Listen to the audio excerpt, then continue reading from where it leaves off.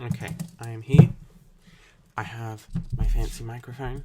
Not really that fancy. I don't really know what it's doing. I don't know if the sound quality is going to work at all. My camera strapped to my desk might fall down. It's currently being held up with a large amount of books on top of a broken tripod. Voice leading reductions. Yes. You have Maya right here. The plant. Maya. Hello. Yes. My neighbour has decided to start mowing his lawn before my mother was vacuuming the floor. I just got back from a dermatology appointment. Let's go. So, voice leading reductions. We need to, firstly, not take everything I say to be gospel because I'm not the scholar. That would be Lewis. But I've drawn up this, which is just this part. I'm just going to be repeating that in ways that I'm understanding it to work. So we have steps. First step is making a Roman numeral analysis of the piece, that. And Roman numeral analysis is just the chords that we need. So it's got 4 flats. We're going to say it's A flat major because it ends on an A. So,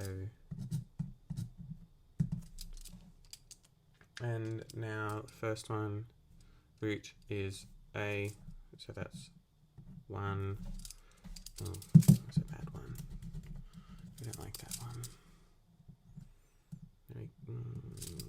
It's even worse. Leave me alone. Don't talk. Go away. Next one is D. So A, B, D. No, A, B, C, D. So that's 4. And then this one is E, which would be 5. And if we look, there's E. Is that also E? Yeah, E. I don't like bass clef. E, E, G, D, and the D is the 7th of the chord, so we add a little 7. And then the next one is I need that bar line. This one is an A, so it's 1 again, and then next one is E, and then this is E to D, which is the 8/7 suspension because it's E, like E carried over instead of just going ED. And then this one is A to G, which is the 4/3 suspension because it's A, rather than just going A, G. And then the last one is 1 because it's classic. It's common practice, and common practice always starts and ends on the same thing, but then also not, because this could be an extract, so it could end on 5.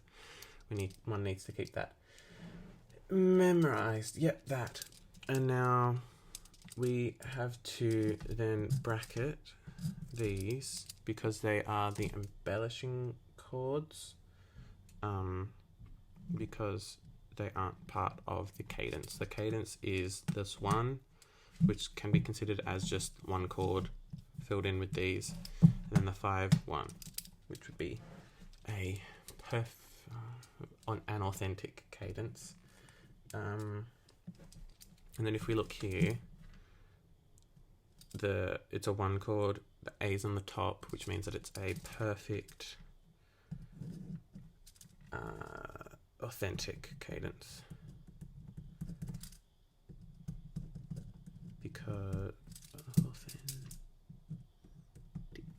Because the soprano is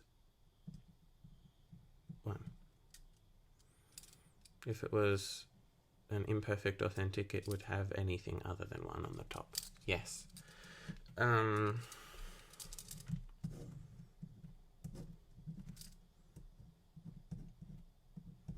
we go. Next step that we need to do, step 2, is we need to notate the chord tones of the outer voices.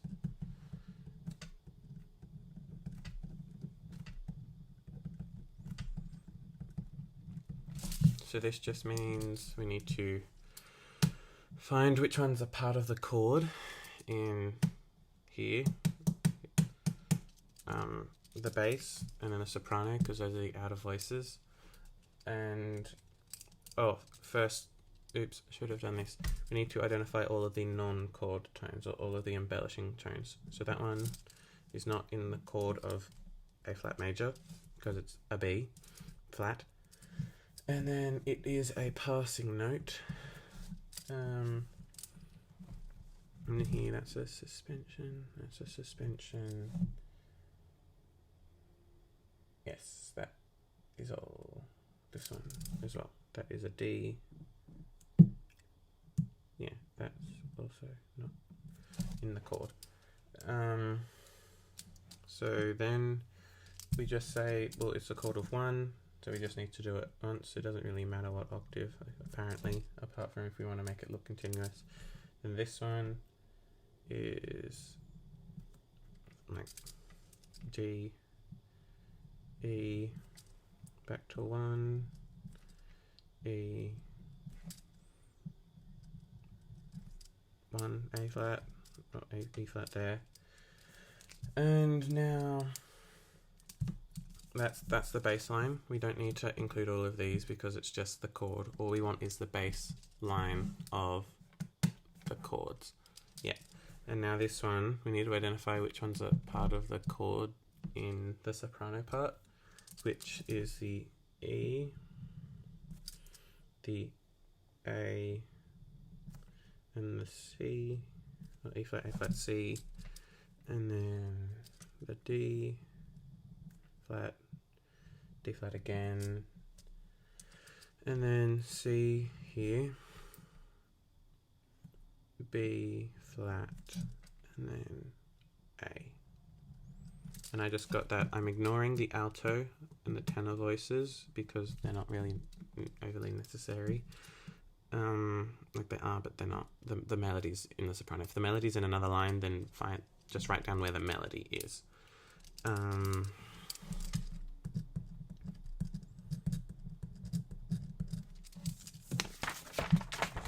Or melody, yeah.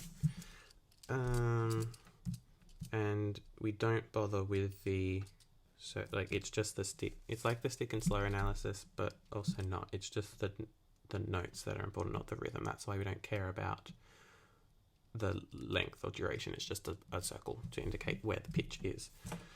And then what do we do next? Pardon? Oh, slurs. Yes. Oops.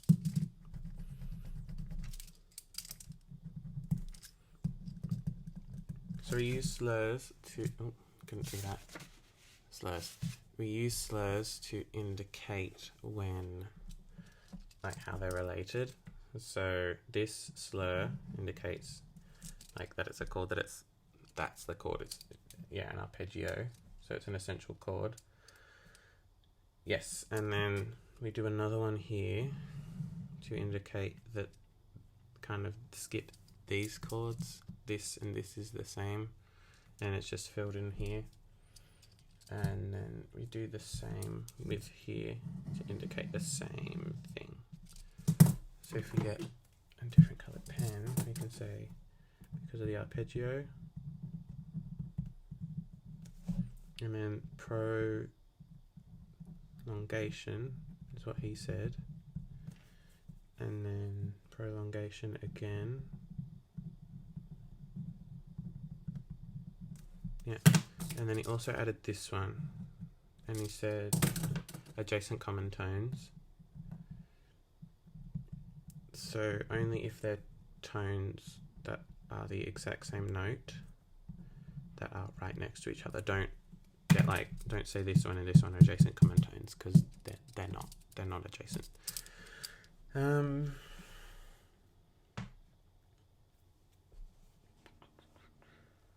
think that's it for slurs.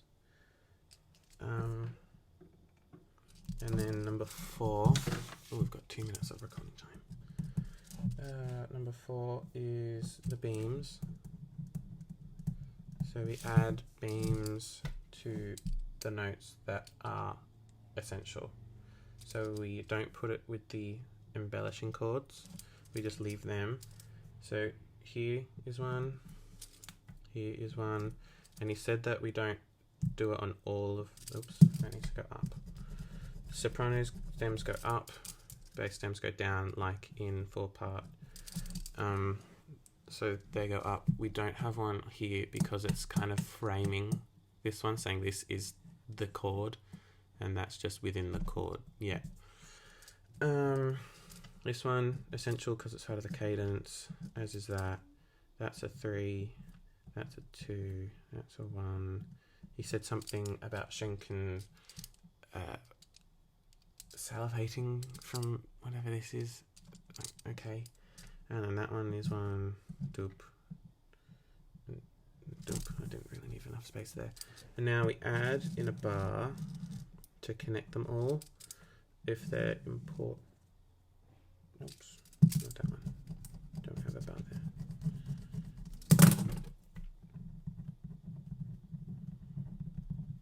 Yeah, arpeggio.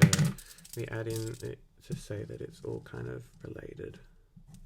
Yeah, they're all, it's just, this is the cadence, and then this is the underlying harmony for the cadence. So,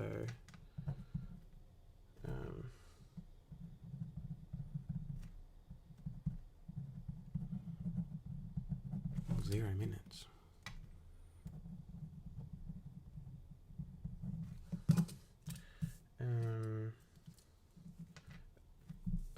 Yes, leading to the cadence is what we, is that still recording? Leading to the cadence is what we do for, why we have that bar there. Now I can stop recording that. Oh, Schenken. So this is called Schenkerian Analysis, or voice leading analysis.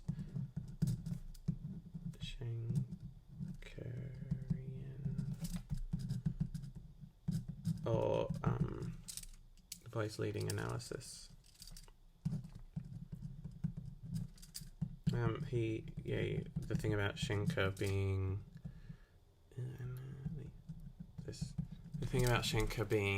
the Austrian, and his students went to America, and then the students then taught his theory, and then that became the basis of all American musical theory in tertiary education. Yeah. Oh.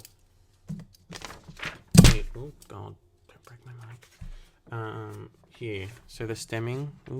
The stemming is for one stems the 2 notes of the tonic arpeggio, which is usually the first or last notes. Yeah, usually the first and last. If it's not, they just have to stem 2 of them. He said if it doesn't make sense with the first and last, then go back and change it.